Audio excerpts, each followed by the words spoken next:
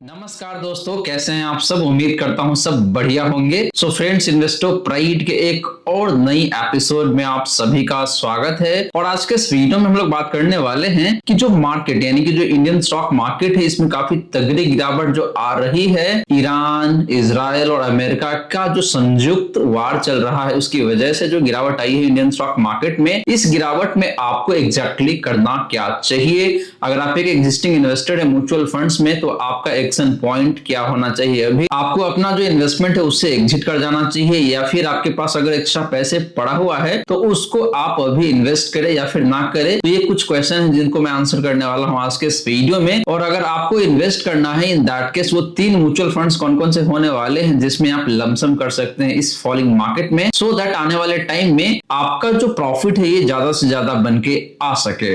वहीं फ्रेंड्स, अगर आपके मन में कोई डाउट है या फिर कोई क्वेश्चन है म्यूचुअल फंड्स को लेके, देन आप अपना क्वेश्चन कमेंट सेक्शन में पूछ सकते हैं। वीडियो सही लगे तो वीडियो को लाइक कर सकते हैं, शेयर कर सकते हैं, और आप इस वीडियो को हाइप भी कर सकते हैं। हाइप करने से इस चैनल को तो बेनिफिट होगा ही, लेकिन ये वीडियो ज्यादा से ज्यादा लोगों के पास पहुंचेगा और उनको भी काफी बेहतरीन बेनिफिट हो सकता है। और वहीं चैनल पे पहली बार आप आए हैं, इन दैट केस आप चैनल को भी सब्सक्राइब कर सकते हैं। सो फ्रेंड्स, हम लोग बात कर रहे थे कि भाई जो मार्केट में गिरावट ये काफी गहरी हो रही है और ये कहां जाके रुकेगा ये किसी को भी पता नहीं है। ये कंप्लीटली डिपेंड करता है जो वॉर अभी चल रहा है उसके ऊपर। जिस दिन वॉर रुक जाएगा उसके बाद मार्केट में काफी तगड़ी रिकवरी आ सकती है, लेकिन एग्जैक्टली पता नहीं है कि भाई ये वॉर रुकेगा कब। तो यहाँ पे कंफ्यूजन बना हुआ है, एक डिलेमा बना हुआ है सारे इन्वेस्टर के बीच में। पैसे अगर है तो उसको इन्वेस्ट करे या फिर अभी और इंतजार करे, मार्केट और गिरेगा तो इन्वेस्ट करे। तो ये क्वेश्चन का आंसर किसी को भी पता नहीं है। लेकिन अगर आप एक म्यूचुअल फंड इन्वेस्टर है, इन दैट केस मुझे लगता है कि भाई आपको घबराने की जरूरत नहीं है। मार्केट कहीं ना कहीं अपने टॉप से 11 से 12% फॉल हो चुका है, गिर चुका है।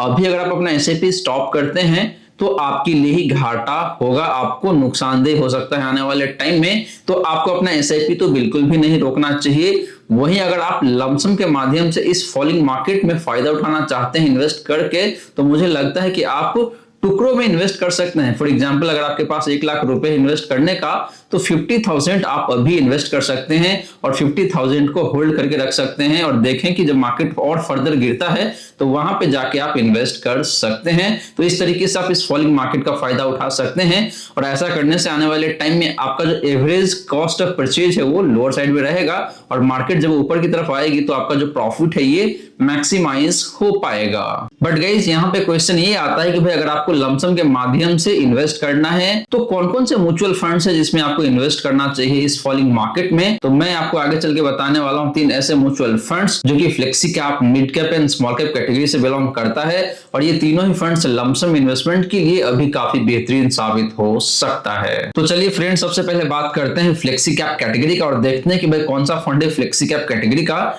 जो कि इस फॉलिंग मार्केट में लमसम इन्वेस्टमेंट के लिए काफी बेहतरीन साबित हो सकता है। बात करने वाले हैं एचडीएफसी फ्लेक्सी कैप फंड का। इस फंड को भी कंपेयर करेंगे इसके बेंचमार्क इंडेक्स से एंड कैटेगरी एवरेज से। तो सर्वप्रथम बात करें इस फंड का पास्ट परफॉर्मेंस का, तो लास्ट के 1 ईयर में जो रिटर्न है फ्रेंड वो है 17.29% का। बेंचमार्क इंडेक्स ने जो रिटर्न दिया है लास्ट के 1 ईयर में वो रिटर्न है 13.81% का। एंड कैटेगरी का जो रिटर्न है लास्ट के 1 ईयर का वो रिटर्न है 13.33% का। तो फ्रेंड्स, लास्ट के 1 ईयर में एचडीएफसी फ्लेक्सी का फंड का रिटर्न अपनी कैटेगरी में ऑलमोस्ट देखा जाए तो सबसे बेहतरीन दिखने को मिलता है। बाकी फंड है उससे भी काफी ज्यादा बेहतर है इस फंड का रिटर्न लास्ट के 1 ईयर में, और बेंचमार्क एंड कैटेगरी से तो बेहतर दिखने को मिल ही रहा है। बात करें इस फंड का पिछले 3 सालों का रिटर्न का, तो वो है 23.11% का। बेंचमार्क इंडेक्स ने इसी टाइम फ्रेम में जो रिटर्न दिया है वो रिटर्न है 17.1% का। एंड कैटेगरी का जो रिटर्न है फ्रेंड पिछले 3 सालों का वो है 18.04% का। तो पिछले 3 सालों में भी देखे तो एचडीएफसी फ्लेक्सी का फंड का रिटर्न अपने बेंचमार्क एंड कैटेगरी के कंपैरिजन में बेहद ही शानदार दिखने को मिल जाता है। बात करें इस फंड का पिछले 5 सालों का रिटर्न का, तो वो है 21.53% का। बेंचमार्क ने इसी टाइम फ्रेम में जो रिटर्न दिया है वो 14.63% का है। एंड कैटेगरी का बात किया जाए तो इसका जो रिटर्न है लास्ट के 5 ईयर का वो है 14.98% का। तो again in last 5 year HDFC flexi का फंड का जो रिटर्न है अपने बेंचमार्क एंड कैटेगरी के कंपैरिजन में बेहद ही शानदार दिखने को मिल जाता है। तो फ्रेंड्स हमने देखा कि जो एचडीएफसी फ्लेक्सी का फंड है इसका return across the time frame अपने बेंचमार्क एंड कैटेगरी के कंपैरिजन में बहुत बेहतर दिखने को मिल रहा है। अब बात करते हैं इस फंड का रिस्क कंपोनेंट का। तो पहले बात किया जाएगा स्टैंडर्ड डेविएशन का, जो कि है यहाँ पे 10.29 का,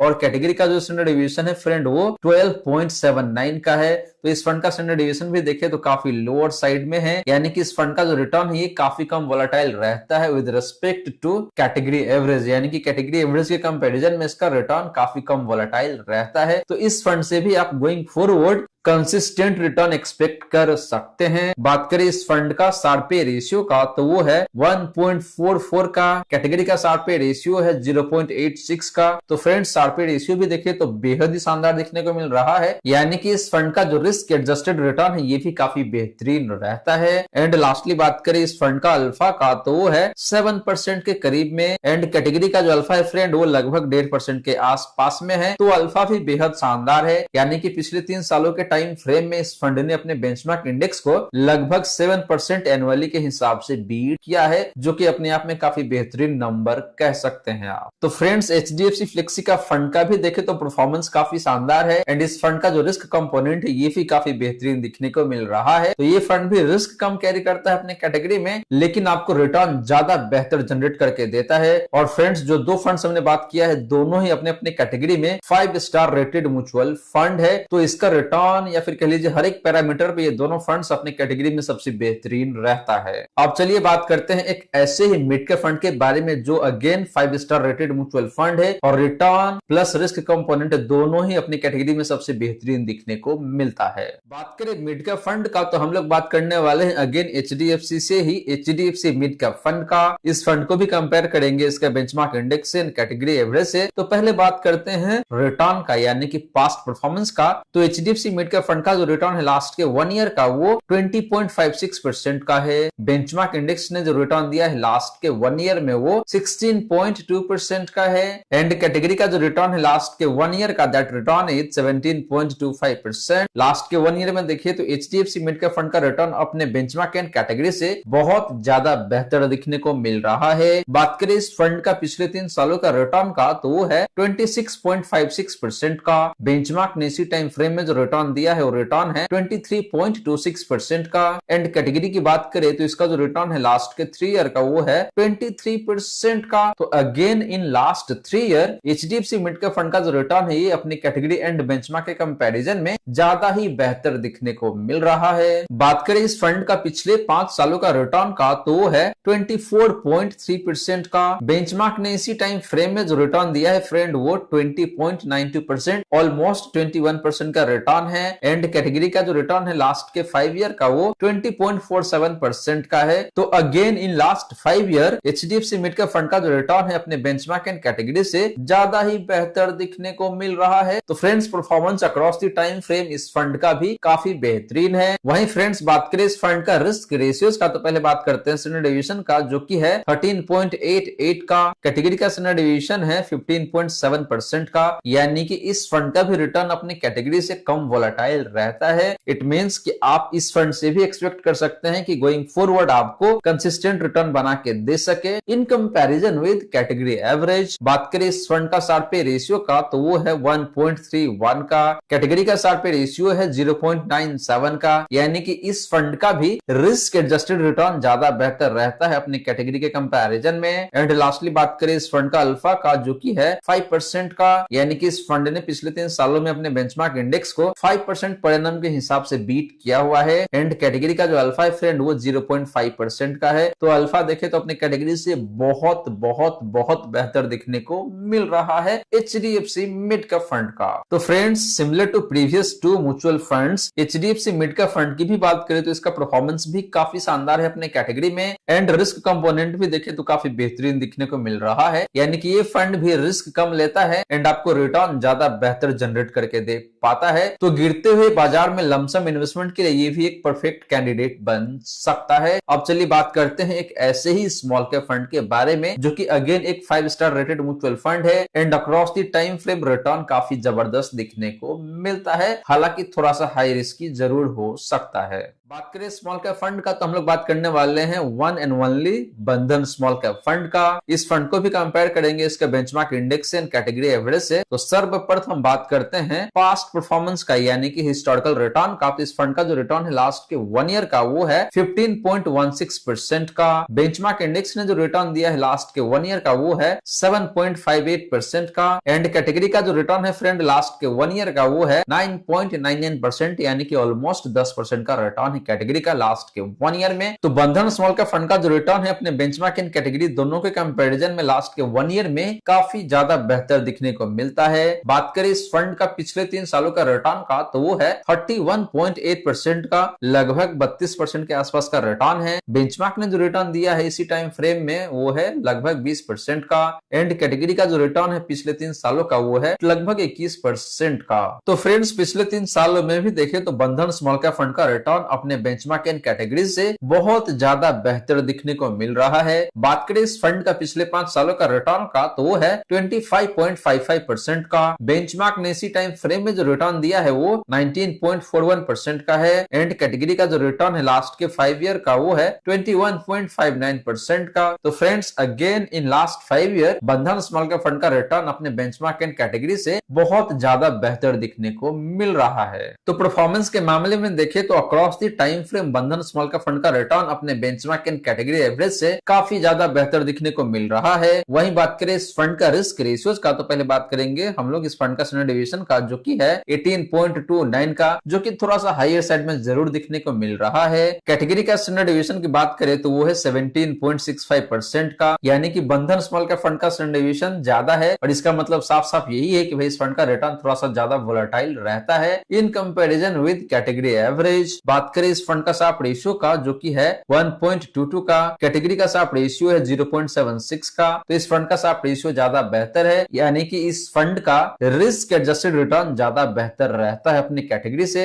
एंड लास्टली बात करें इस फंड का अल्फा का, जो है 10.34% का, लगभग 10.5% का अल्फा अपने आप में काफी शानदार नंबर होता है। एंड कैटेगरी का जो अल्फा है फ्रेंड वो है लगभग 2% का। तो अल्फा भी देखे तो बंधन स्मॉल कैप फंड का काफी जबरदस्त दिखने को मिल जाता है। तो फ्रेंड्स ओवरऑल देखें तो बंधन स्मॉल कैप एक ऐसा फंड है स्मॉल कैप कैटेगरी का जो कि कंपैरेटिवली थोड़ा सा रिस्क ज्यादा जरूर लेता है, लेकिन रिटर्न आपको काफी शानदार तरीके से बना के देता है अपने कैटेगरी में। इस फंड का जो रिटर्न है ये नंबर 1 का दिखने को मिल रहा है। तो अगर आप थोड़ा सा हाई रिस्क लेके ज्यादा रिटर्न बनाना चाहते हैं, इन दैट केस ये फंड आपके लिए काफी परफेक्ट बैठ सकता है for lump sum investment in 2026। So friends ये रही सारी की सारी बातें जो हमने किया आज के इस वीडियो में, और मैंने आपको संक्षेप में बताया कि भाई आपका एग्जैक्ट एक्शन पॉइंट क्या होना चाहिए। आपको तो घबराना बिल्कुल भी नहीं चाहिए। आपका जो एसआईपी चल रहा है उसको आप एज इट इज कंटिन्यू करके चल सकते हैं। लमसम भी आपने किया हुआ है तो उसको भी आपको बेचना नहीं चाहिए, उसको भी एज इट इज आप कंटिन्यू करके चल सकते हैं। इसके अलावा मैंने आपको ये बताया कि भाई अगर आपके पास कुछ एक्स्ट्रा पैसे पड़ा हुआ है तो उस पैसे को आप लमसम के माध्यम से अभी इन्वेस्ट कर सकते हैं। सारे पैसे को एक साथ इन्वेस्ट नहीं करना है, आपको इन्वेस्टमेंट करना है स्कैटर्ड वे में, सो दैट मार्केट अगर और नीचे जाके गिरता है तो आपके पास कुछ पैसे बचा रहेगा इन्वेस्ट करने के लिए। और इस तरीके से अगर आप इन्वेस्ट करते हैं तो आपका जो कॉस्ट ऑफ परचेज है, एवरेज कॉस्ट ऑफ परचेज है, वो लोअर साइड में आ जाएगा। और जब मार्केट ऊपर की तरफ जब आएगा तो उस केस में आपका जो प्रॉफिट है ये ज्यादा से ज्यादा हो पाएगा। इसके अलावा मैंने आपको बताया कि भाई अगर आप लमसम के माध्यम से इन्वेस्ट करेंगे तो वो 3 कौन-कौन से म्यूचुअल फंड्स होने वाला है जो कि इस फॉलिंग मार्केट में आपके लिए काफी बेहतरीन तरीके से काम कर सकता है। तो फ्रेंड्स आशा करता हूं जितनी भी बातें मैंने बताने की कोशिश किया है सारी की सारी बातें आपको समझ में आ गया होगा।